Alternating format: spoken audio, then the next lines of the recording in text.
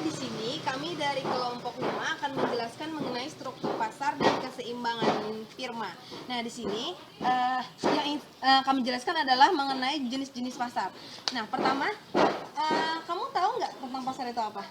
Pasar itu di mana konsumen dan produsen bertemu dan melakukan kegiatan jual beli.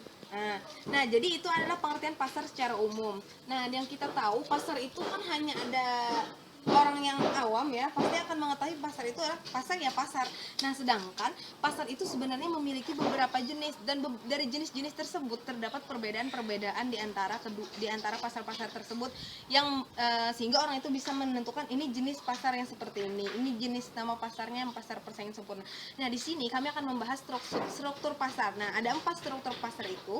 Yang pertama adalah pasar persaingan sempurna, Ya. kemudian Yang kedua adalah pasar monopoli, kemudian pasar monopolistik, dan yang terakhir adalah pasar oligopoli. Nah, di situ kami akan membahas dan memberikan pengetahuan kepada teman-teman semua mengenai ciri-ciri dari pasar tersebut dan bagaimana struktur keseimbangan atau keuntungan dari pasar tersebut. Ya.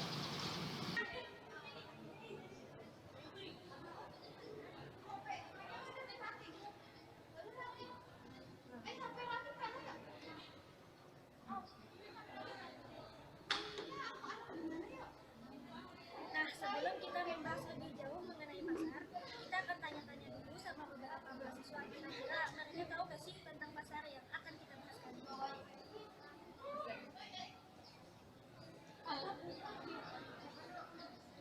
Halo, namanya siapa? Ijo. Nah, kita mau tanya nih, kamu tahu gak sih tentang pasar persaingan sempurna? Ya, pasar persaingan sempurna adalah pasar di mana orang-orang bebas semua berjualan dan masuk, dan orang-orang tersebut semuanya sempurna. Oh, nah itu tadi pendapat dari saudara Ijung tentang pasar persaingan sempurna. Kamu tahu gak sih tentang pasar persaingan monopoli? Kalau setahu saya monopoli itu kan permainan anak-anak yang lempar dadu. Mungkin pasar monopoli itu adalah pasar yang dilempar dadu dimainkan pasarnya. Paling gitu. Oh gitu ya. Nah itu tadi pendapat dari saudara Habib. Yang saya ketahui dari pasar monopoli itu yang pertama adalah penjual dan pembelinya banyak dan barang yang dijualnya berbeda corak.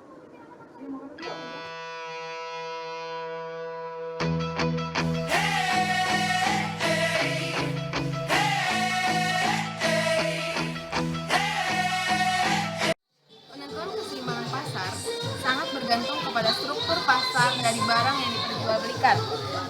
Struktur pasar itu terdiri dari 4 bentuk. Yang pertama adalah pasar persaingan sempurna, yang kedua adalah pasar persaingan monopolistis, yang ketiga pasar persaingan monopoli, dan yang terakhir adalah pasar persaingan oligopoli. Dalam hal ini, pasar yang pertama yakni pasar persaingan sempurna adalah bentuk pasar yang paling ideal di mana ciri-cirinya sangatlah memaksimumkan kesejahteraan masyarakat. Pasar persaingan sempurna adalah bentuk pasar di mana terdiri dari banyak penjual dan banyak pembeli. Ciri-ciri dari pasar persaingan sempurna yang pertama adalah perusahaan di dalam pasar persaingan sempurna adalah pengambil harga. Dalam hal ini, perusahaan di dalam pasar persaingan sempurna berperan sebagai price taker atau pengambil harga, di mana perusahaan di dalam pasar persaingan sempurna hanyalah menerima harga yang telah ditentukan, sedangkan harga yang berlaku di pasar merupakan interaksi dari para penjual dan para pembeli. Yang kedua adalah pasar persaingan sempurna. Barang yang diperjualbelikan di dalam industri ini bersifat homogenes atau serupa.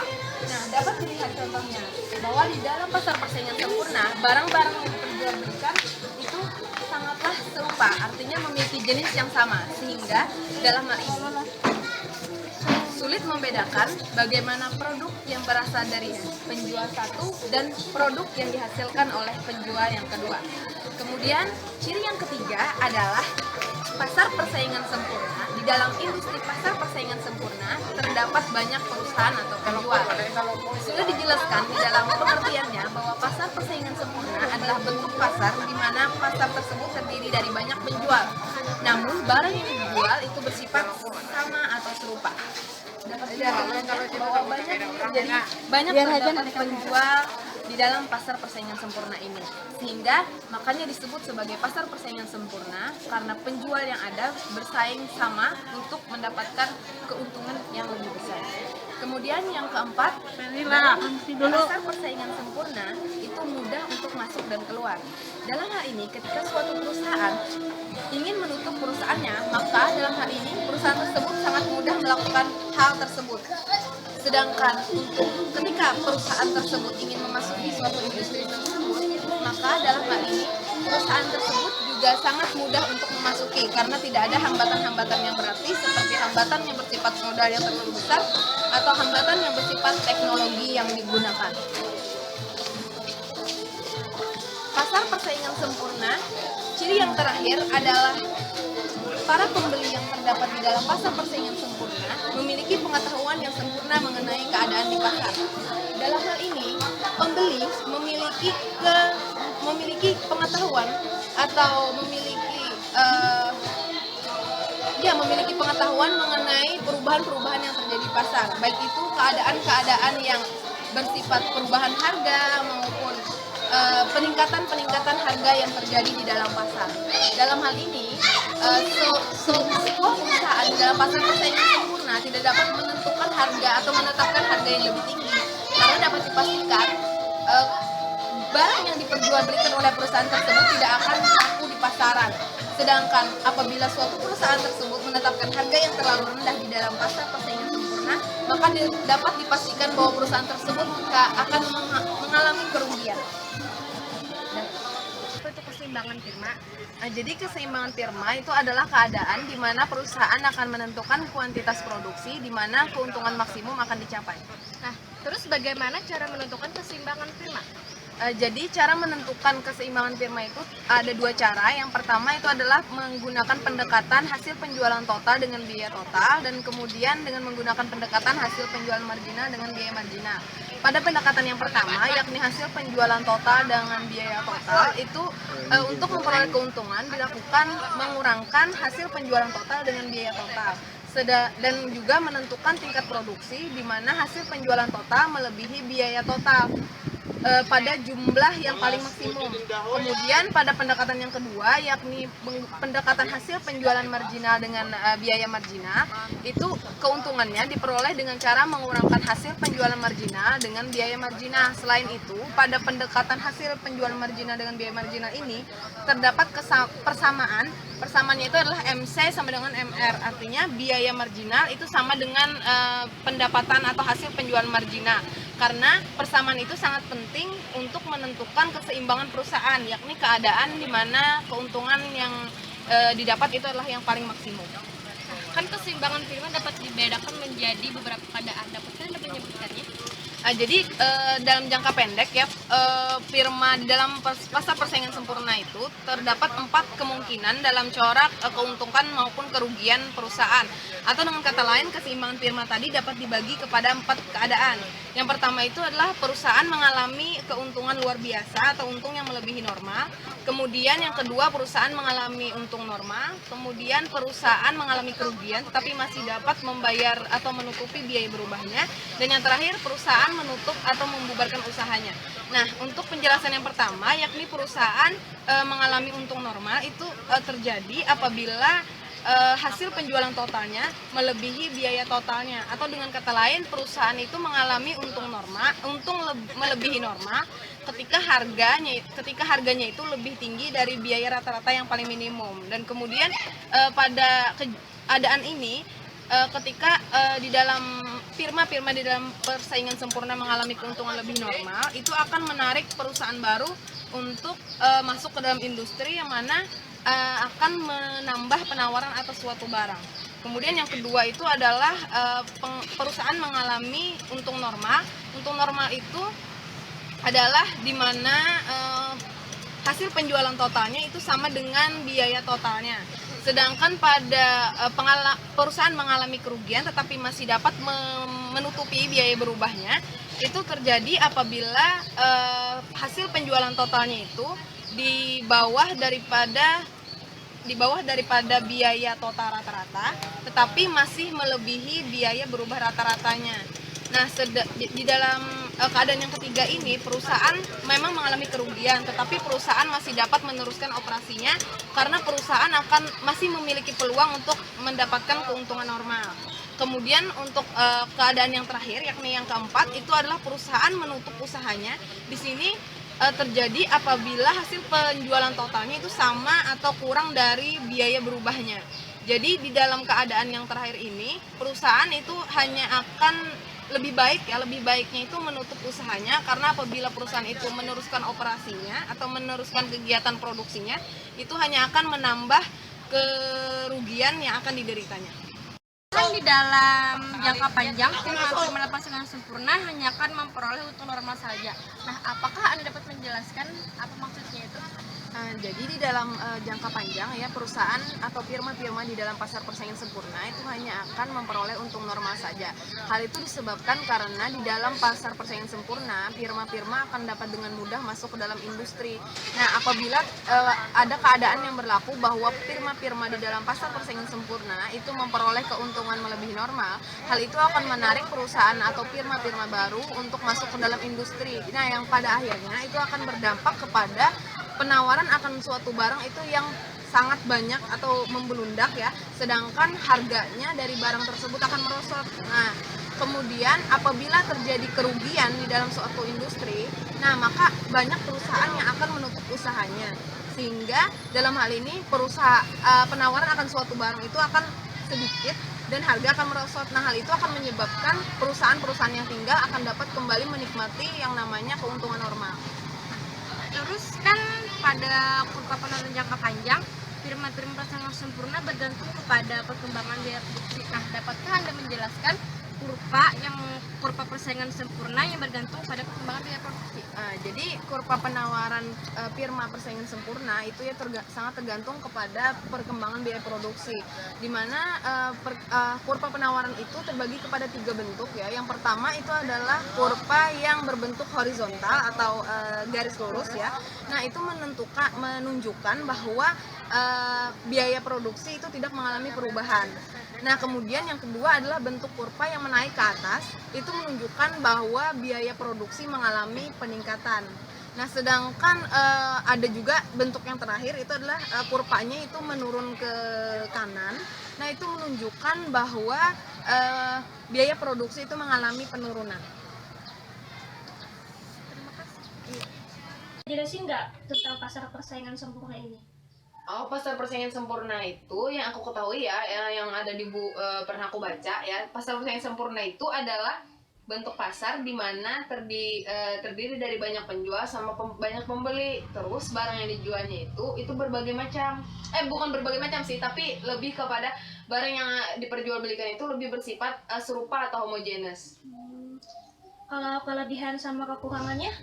Nah, jadi gini ya, kelebihan daripada pasar persaingan sempurna itu sebenarnya ada 2. Jadi yang pertama itu, pasar persaingan sempurna itu dapat memaksimumkan efisiensi. Nah, sebelumnya kamu tahu nggak sih ya apa arti dari efisiensi itu?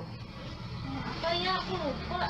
Nah, jadi efisiensi itu dalam teorinya itu terbagi kepada 2 jenis. Jadi yang pertama itu adalah efisiensi alokatif dan juga efisiensi produktif.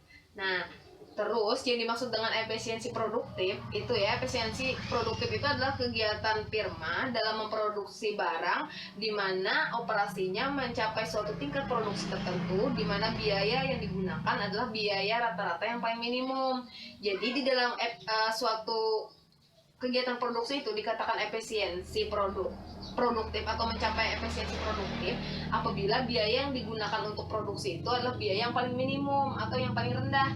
Sedangkan kalau efisiensi alokatif itu adalah kegiatan firma dalam menghasilkan atau memproduksi barang di mana tingkat operasinya itu mencapai tingkat produksi tertentu di mana harganya itu sama dengan biaya marginal. Nah, jadi kenapa ya jadi pasar persaingan sempurna itu disebut memaksimumkan efisiensi? Karena di dalam jangka panjang pasar persaingan sempurna itu memenuhi 2 efisiensi tersebut. Buktinya di dalam jangka panjang biaya yang digunakan di dalam pasar persaingan sempurna itu adalah biaya rata-rata yang paling minimum. Bukankah tadi sudah saya katakan bahwa efisiensi produktif dicapai apabila biaya yang digunakan adalah biaya yang paling minimum kan. Nah, kemudian yang kedua, dalam jangka panjang pasar persaingan sempurna juga berlaku keadaan di mana harga itu sama dengan biaya marginal. Nah, di situ dalam jangka panjang kedua keadaan tersebut memenuhi kedua efisiensi yang sudah saya sebutkan tadi ya. Jadi pasar persaingan sempurna itu ya dapat memaksimumkan efisiensi. Kemudian yang kedua ya, kelebihan dari pasar persaingan sempurna itu dia tuh di dalam di dalam pasar persaingan sempurna itu terdapat kebebasan dalam bertindak dan memilih. Nah, kamu paham nggak maksudnya itu apa? Kayak gimana sih maksudnya? Nah, jadi kalau kebebasan bertindak itu lebih dimiliki oleh penjual, sedangkan kalau memilih itu lebih dari pembeli. Karena bertindak itu dari segi penjual itu boleh memiliki kebebasan untuk menggunakan faktor-faktor produksi apa yang digunakan. Terus memproduksi seberapa banyak, kemudian memproduksi jumlah jenis barang yang ingin diproduksi. Nah, jadi di situ tidak ada kekuasaan yang mengatur, ada si produsen harus menggunakan ini, terus harus memproduksi segini. Nah, jadi di situ produsen atau penjual itu memiliki kebebasan. Sedangkan dari segi memilih, di situ adalah berasal dari kebebasan untuk si pembeli, karena si pembeli itu boleh memilih barang apa yang dia butuhkan tanpa ada paksaan atau hasutan dari orang lain. Jadi di situ pembeli boleh memiliki kebebasan untuk memilih barang atau jasa yang mereka butuhkan. Nah, dari itu sih cuma itu yang aku tahu ya dari segi teori kelebihan dari pasar persaingan sempurna. Kemudian apa lagi yang pengen kamu tanyain? Itu kan tadi tentang kelebihannya. Kalau kekurangannya sendiri seperti apa? Oh, kekurangannya. Nah, kekurangannya sendiri itu, ini ada beberapa kritik ya. Sebenarnya sih bukan lebih kepada kritik di kalangan masyarakat mengenai pasar persaingan sempurna. Ada beberapa sih sebenarnya. Yang pertama itu kekurangan dari pasar persaingan sempurna itu tidak mendorong adanya inovasi. Kamu tahu kan inovasi itu apa? Iya. Nah, jadi kenapa sih si pasar persaingan sempurna ini nggak bisa mendorong adanya inovasi? Karena di dalam pasar persaingan sempurna itu tidak ada proteksi atau perlindungan, sehingga perusahaan lain dapat mudah meniru dari segi teknologi perusahaan yang satunya. Jadi dalam hal itu, karena tidak ada proteksi tersebut, perusahaan lain akan mudah meniru. Nah, itu akan menunjukkan bahwa kurangnya inovasi atau kreativitas dari penjual yang lain. Nah, kemudian yang kedua ya, biasanya tuh pasar persaingan sempurna itu akan menimbulkan biaya sosial. Nah, maksudnya itu seperti ini. Tadi kan sudah saya jelaskan ya mengenai pasar persaingan sempurna itu tadi kan sangat efisien ya saya katakan. Nah, dari segi kegiatannya memang si perusahaan atau pasar persaingan sempurna ini sangat efisien, tapi karena terlalu efisiennya kadang dari sudut kepentingan itu akan merugikan masyarakat. Nah, contohnya saja ya, contohnya itu adalah ketika pasar persaingan sempurna itu memproduksi sangat efisien, nah di situ akan ada timbul pengotoran lingkungan atau pencemaran. Makanya biasanya kan banyak ya pencemaran yang ditimbulkan oleh perusahaan-perusahaan itu. Nah, kadang itu diakibatkan oleh salah satunya bisa jadi dari pasar persaingan sempurna yang terlalu efisien kegiatannya. Nah, kemudian yang ketiga itu pasar persaingan sempurna itu membatasi pilihan konsumen. Kenapa jadi membatasi pilihan konsumen? Karena di dalam pasar persaingan sempurna itu, barang yang diperjualbelikannya itu kan 100% sama atau homogenes atau serupa tadi ya. Jadi dalam itu membatasi pilihan konsumen, karena konsumen akan dibingungkan dengan pilihan-pilihan yang sama tadi. Berbeda dengan pasar-pasar yang lain yang memiliki berbagai macam corak, kan bisa ya kalau orang pasar dengan berbagai macam corak kan orang lebih banyak memiliki pilihan, sedangkan barang yang serupa orang akan sulit membedakan barang yang buatan kamu dan barang yang buatan aku. Nah, kemudian yang keempat, biasanya itu pasar persaingan sempurna itu harga produksinya itu lebih tinggi. Nah, dan yang terakhir, distribusi dari pasar persaingan sempurna itu, distribusi pendapatan itu kurang merata. Karena contohnya saja ya, ada suatu teori yang mengatakan bahwa permintaan itu akan mempengaruhi alokasi sumber-sumber daya. Jadi, kalau permintaan itu banyak ke ini, maka sumber daya yang akan digunakan akan mengacu atau bagaimana caranya sumber daya ini memenuhi permintaan tadi. Contohnya, sebenarnya banyak rumah murah yang dibutuhkan orang lain kan, tapi faktanya rumah mewah lebih mudah dijual daripada rumah yang murah. Karena kalau rumah mewah, kebanyakan orang lebih tertarik ke sana. Nah, jadi orang atau pengusaha itu lebih banyak memproduksi rumah-rumah mewah daripada rumah-rumah murah, karena rumah mewah lebih mudah penjualannya dan lebih banyak permintaannya, sehingga pengusaha itu lebih mudah untuk memproduksi atau membangun rumah mewah daripada rumah murah. Oh, seperti itu. Terima kasih ya, Ki. Ya. Wabarakatuh. Saya akan menjelaskan tentang sebuah pasar monopoli. Sebelum kita masuk lebih dalam pasar monopoli, kita akan terlebih dahulu mengenal apa itu pasar monopoli. Jadi pasar monopoli ialah sebuah pasar di mana hanya ada satu perusahaan dalam satu industri. Contohnya seperti Giant Extra dan Giant Express. Dan barang yang dihasilkannya pun tidak ada mempunyai barang pengganti. Artinya barang yang dihasilkan itu adalah satu-satunya barang yang ada dalam industri tersebut. Dan pasar monopoli memiliki beberapa cara untuk memaksimalkan keuntungan di pasar persaingan sempurna. Jadi ada dua cara. Yang pertama, mendekatkan biaya total dan hasil penjualan total. Yang kedua, mendekatkan biaya marginal dan hasil penjualan marginal. Dan pasar monopoli memiliki beberapa aspek khusus. Yang pertama, ciri-ciri monopoli, dan yang kedua, faktor-faktor yang menghambat masuknya ke pasar monopoli. Adapun ciri-ciri pasar monopoli itu ialah yang pertama, hanya ada satu perusahaan dalam satu industri sebagaimana yang saya sebutkan di pertama tadi. Dan yang kedua, barang yang dihasilkan tidak memiliki barang pengganti. Ketiga, tidak terdapat kemungkinan untuk masuk ke dalam industri. Dan yang keempat, dapat menguasai penentuan harga. Dan yang terakhir, tidak memerlukan promosi iklan. Faktor-faktor yang menimbulkan monopoli itu ada 3 faktor yang saya ketahui. Jadi faktor yang pertama itu memiliki sumber daya alam yang unik. Dan yang kedua, dapat menikmati skala ekonomi. Yang ketiga, monopoli itu wujud dan berkembang melalui undang-undang atau peraturan-peraturan pemerintah. Nah, dalam perkembangan monopoli melalui peraturan pemerintah itu ada beberapa peraturan yang diterapkan oleh pemerintah. Jadi yang pertama itu peraturan hak cipta dan paten. Dan yang kedua, peraturan hak usaha eksklusif.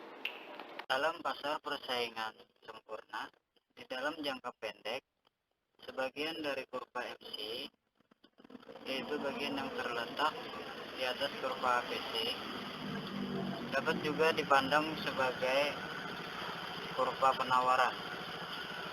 Bagian dari kurva MC tersebut di samping menunjukkan biaya marginal pada berbagai tingkat produksi, menunjukkan pula jumlah penawaran perusahaan pada berbagai tingkat harga. Sifat dari kurva penawaran menunjukkan hubungan di antara tingkat harga dan jumlah barang yang ditawarkan. Dalam sebuah tingkat harga hanya terdapat suatu jumlah tertentu barang yang ditawarkan. Dan apabila ada 2 tingkat harga, maka masing-masing tingkat harga ini akan menunjukkan suatu jumlah tertentu barang yang ditawarkan, dan kedua jumlah itu akan berbeda. Di dalam pasar monopoli, biaya marginal tidak menunjukkan sifat kurva penawaran seperti yang diterangkan di atas. Di dalam perusahaan monopoli atau perusahaan dalam pasar lainnya, yang kurva permintaan ke atas hasil produksi bersifat menurun dari kiri ke kanan bawah. Kurva penawarannya tidak dapat ditunjukkan karena tidak terdapat sifat hubungan yang di antara harga dan tingkat yang ditawarkan atau diproduksi oleh perusahaan tersebut. Pada perusahaan monopoli, untuk menjual barangnya di dalam dua pasar, misalnya pasar dalam dan luar negeri, yang sangat berbeda sifatnya.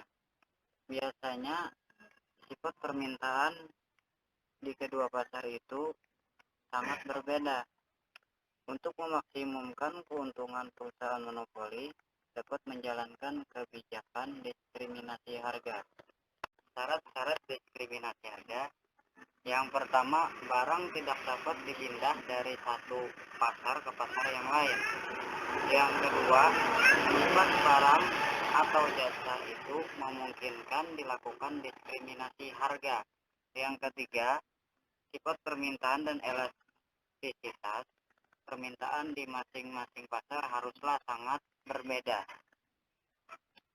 Yang keempat, kebijakan diskriminasi harga tidak memerlukan biaya yang melebihi tambahan keuntungan yang diperoleh tersebut. Dan yang kelima, produsen dapat mengeksploiter beberapa sikap tidak rasionalnya konsumen. Contoh kebijakan diskriminasi harga. Kebijakan diskriminasi harga oleh perusahaan monopoli pemerintah. Perusahaan listrik negara misalnya menggunakan tarif yang berbeda untuk listrik yang dipakai rumah tangga dan yang dipakai perusahaan. Kebijakan yang diskriminasi oleh jasa-jasa profesional. Contoh dokter, spesialis, dokter praktek umum, ahli hukum, dan guru kursus privat adalah beberapa golongan profesional yang sering menjalankan diskriminasi harga dan jasa yang mereka berikan. Mereka biasanya mempunyai tarif yang fleksibel. Kepada orang yang relatif tak mampu, mereka menggunakan tarif yang rendah, sedangkan kepada yang kaya tarifnya ditinggikan.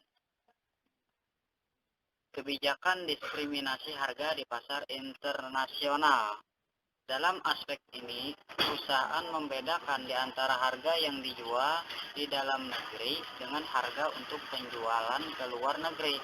Harga penjualan ke luar negeri pada umumnya lebih rendah karena di pasaran internasional terdapat banyak saingan. Dan untuk mempertinggi kemampuannya untuk bersaingan, perusahaan perlu menekan harga hingga tingkat yang serendah mungkin. Perbedaan yang menyebabkan perusahaan di pasar tersebut mempunyai unsur kekuasaan monopoli. Hal itulah yang menyebabkan pasaran seperti itu disebut pasaran persaingan monopolistis.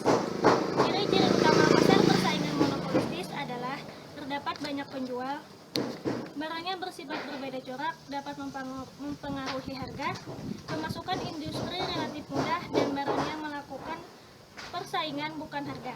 Persaingan bukan harga yaitu menarik lebih banyak pelanggan bukan dengan cara menurunkan harga tetapi dengan cara promosi lain.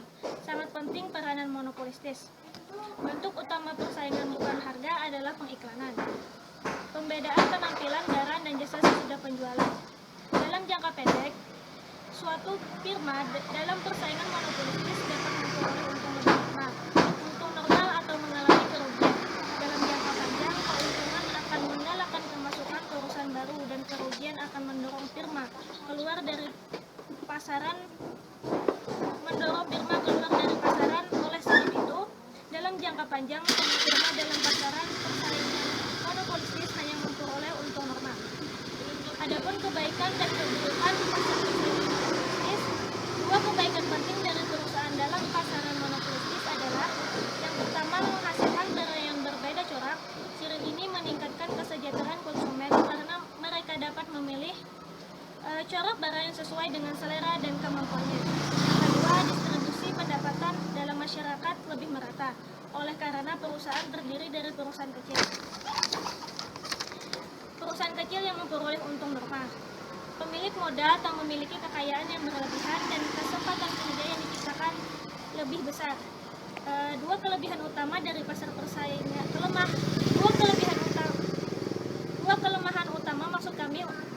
dari pasar persaingan monopolistis adalah operasinya tidak seefisien pasar persaingan sempurna. kuantitas produksi lebih rendah, dan pada keseimbangan tidak tercapai efisiensi produktif dan efisiensi alokatif. Yang kedua, perusahaan tidak mempunyai galakan untuk melakukan inovasi yang terbatas dan kecenderungan untuk memperoleh keuntungan normal dalam jangka panjang menghalang firma untuk menciptakan inovasi. Apa sih pengertian oligopoli itu? Oligopoli merupakan pasar barang yang terdiri hanya dari beberapa perusahaan yang mempunyai ukuran dan modal yang relatif besar. Barang yang dihasilkannya bersifat berbeda corak. Ciri lain dari oligopoli adalah pengiklanan dalam mempromosikan barangnya, dan dalam penentuan harga setiap perusahaan saling bergantung satu sama lain, sehingga harga sangat kaku. Jumlah perusahaan dalam oligopoli yang sangat terbatas terutama disebabkan oleh faktor-faktor berikut: skala ekonomi yang dinikmati, biaya produksi yang relatif rendah, dan ciri istimewa dari barang-barang yang dihasilkan. Dua kebaikan dari oligopoli ialah operasi firma dapat mencapai efisiensi yang tinggi dan menurunkan biaya produksi, dan perusahaan selalu melakukan pengembangan dan inovasi. Kelemahannya adalah distribusi pendapatan akan semakin rendah.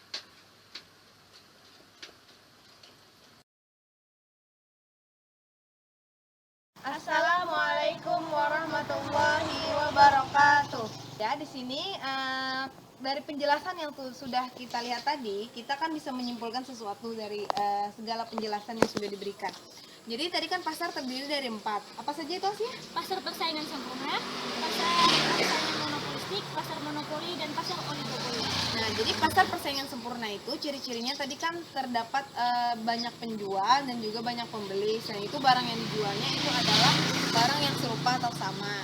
Sedangkan pasar monopoli itu adalah pasar bentuk pasar di mana terdapat satu penjual dan barang yang diperjualbelikannya itu tidak ada barang penggantinya atau tidak ada barang substitusinya.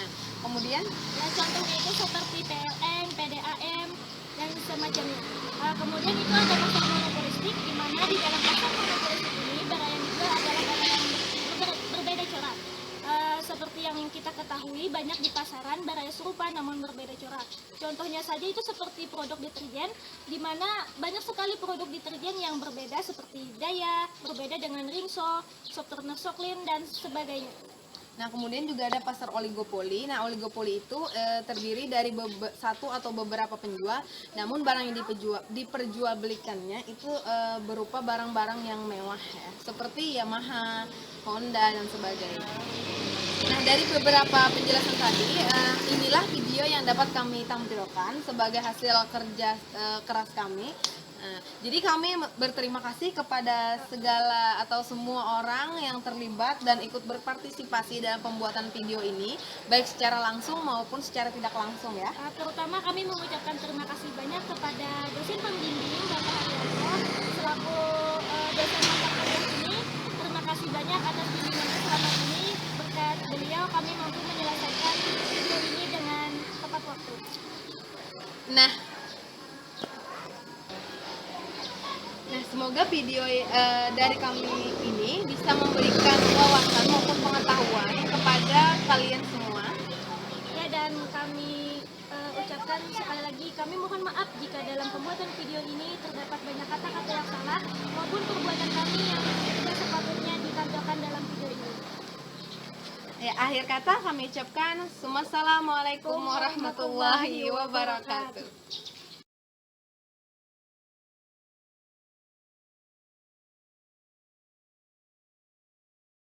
Nah, kita mau tanya nih, kamu tahu nggak sih tentang pasar persaingan sempurna? Ya, pasar persaingan sempurna adalah pasar di mana orang-orang bebas semua berjualan dan masuk, dan orang-orang tersebut semuanya sempurna. Oh, nah itu tadi pendapat dari saudara Ijuk tentang pasar persaingan sempurna.